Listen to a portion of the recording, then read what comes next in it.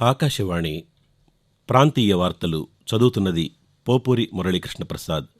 ముఖ్యాంశాలు: విభిన్న సంస్కృతి సంప్రదాయాలకు తెలంగాణ నిలయమని, ఆ వారసత్వాన్ని కొనసాగించాల్సిన బాధ్యత యువతరంపై ఉందని రాష్ట్రపతి ద్రౌపది ముర్ము ఉద్ఘాటించారు. కరోనా కేసులు మళ్లీ నమోదవుతున్న నేపథ్యంలో ప్రతి ఒక్కరూ అప్రమత్తంగా ఉండాలని తెలంగాణ వైద్య ఆరోగ్య శాఖ మంత్రి దామోదర్ రాజనరసింహ ప్రజలకు సూచించారు. ఆంధ్రప్రదేశ్ ప్రభుత్వం చేపట్టిన ఆడుదాం ఆంధ్ర కార్యక్రమాన్ని ప్రతిష్టాత్మకంగా నిర్వహించాలని ముఖ్యమంత్రి వైఎస్ జగన్మోహన్ రెడ్డి అధికారులను ఆదేశించారు. భారత స్టార్ బ్యాడ్మింటన్ జోడీ రంకిరెడ్డి సాత్విక్ సాయిరాజ్, చిరాగ్ శెట్టిలకు 2023 సంవత్సరానికి ప్రతిష్టాత్మక మేజర్ ధ్యాన్చంద్ ఖేల్ రత్న అవార్డును ప్రకటించారు. ఆకాశవాణి విజయవాడ కేంద్రం 75 వసంతాలు పూర్తి చేసుకున్న సందర్భంగా రేపు ఆకాశవాణి విజయవాడ అమృతోత్సవ వేడుకలు నిర్వహిస్తున్నారు. సుప్రసిద్ధ తెలుగు రచయిత తల్లావచల పతంజలి శాస్త్రికి 2023 సంవత్సరానికి గాను సాహిత్య అకాడమీ పురస్కారం దక్కింది.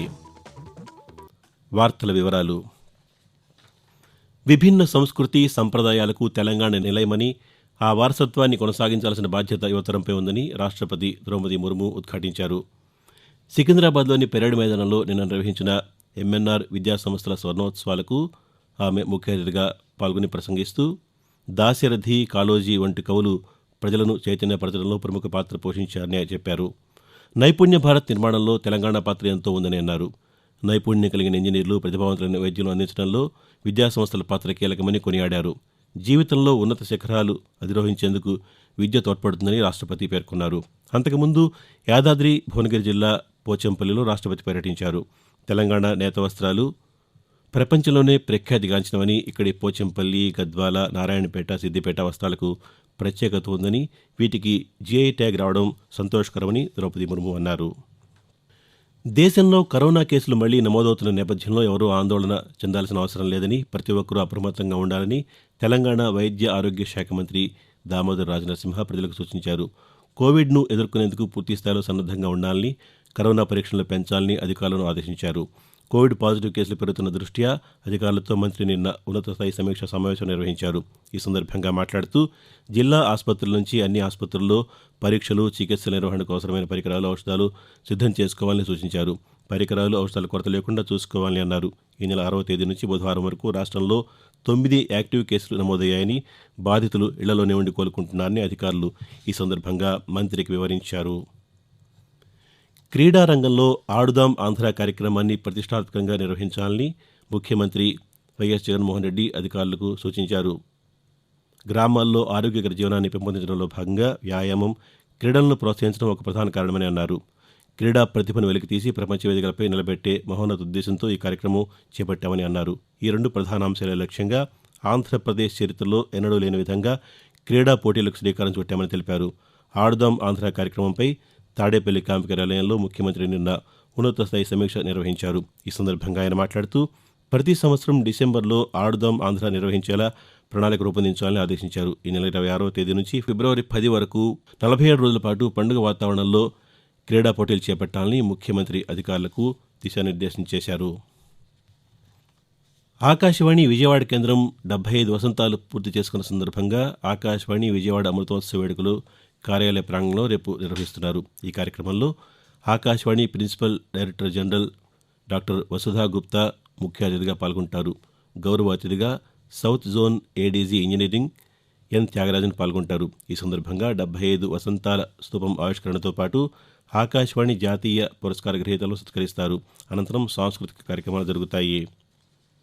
కేంద్ర క్రీడా మంత్రిత్వ శాఖ 2023 సంవత్సరానికి జాతీయ క్రీడా పురస్కారాలను ప్రకటించింది.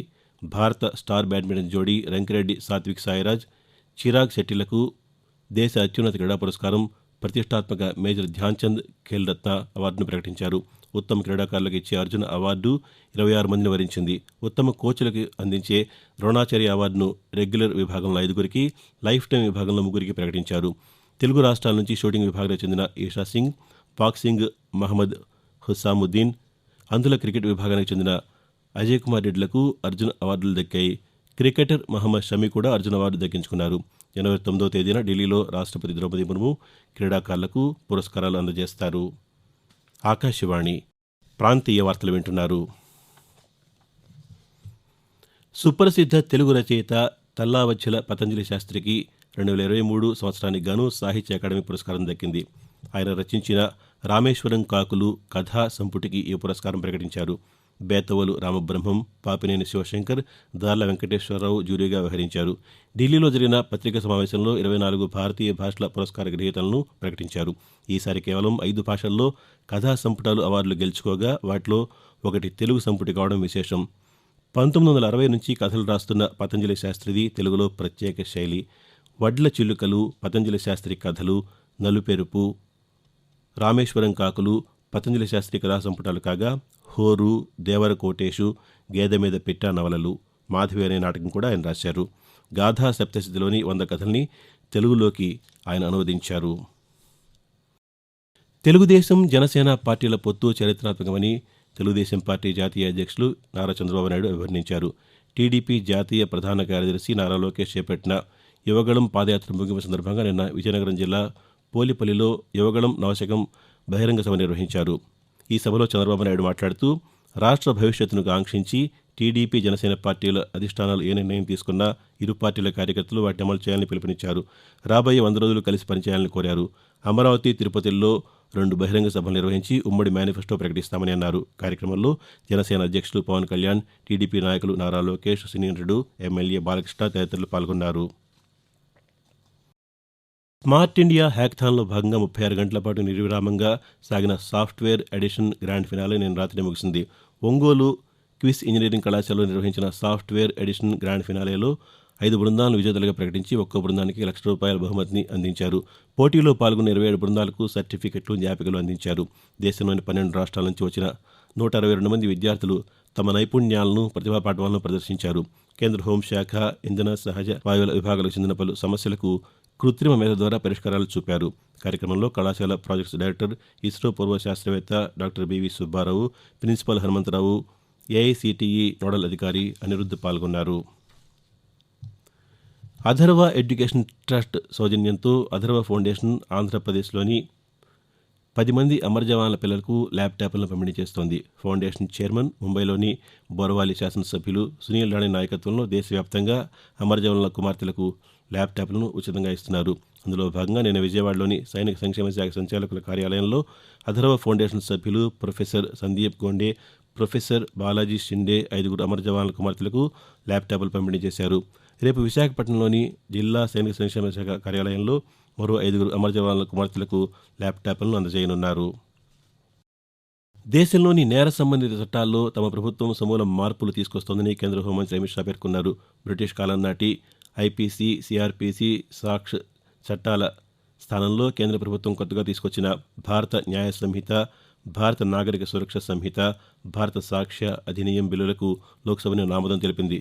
ఈరోజు 3 బిల్లులను అమిత్ షా రాజ్యసభలో ప్రవేశపెట్టనున్నారు. ఈ 3 బిల్లులపై లోక్సభలో చర్చ సందర్భంగా అమిత్ షా మాట్లాడుతూ ఈ బిల్లులు న్యాయం చేయడానికి తప్ప శిక్షించడానికి కాదని అన్నారు. కేంద్ర ప్రభుత్వం కొత్తగా తీసుకొచ్చిన ద టెలికమ్యూనికేషన్స్ బిల్లు 2023కు నిన్న లోక్సభ ఆమోదం తెలిపింది. కేంద్ర మంత్రి అశ్విని వైష్ణవ్ ఈ బిల్లును ప్రవేశపెట్టగా సభ్యులు ఆమోదం తెలిపారు. అలాగే ప్రొవిజనల్ పన్ను వసూళ్ల బిల్లు 2023ను నిన్న రాజ్యసభ ఆమోదించింది. ఆర్థిక బిల్లులో వసూలు చేసిన పన్నులకు రిఫండ్ ఆప్షన్ లేకపోవడంతో ఈ బిల్లును తెచ్చారు. ప్రాంతీయ వార్తలు ముగించే ముందు ముఖ్యాంశాలు మరోసారి. విభిన్న సంస్కృతి, సంప్రదాయాలకు తెలంగాణ నిలయమని, ఆ వారసత్వాన్ని కొనసాగించాల్సిన బాధ్యత యువతరంపై ఉందని రాష్ట్రపతి ద్రౌపది ముర్ము ఉద్ఘాటించారు.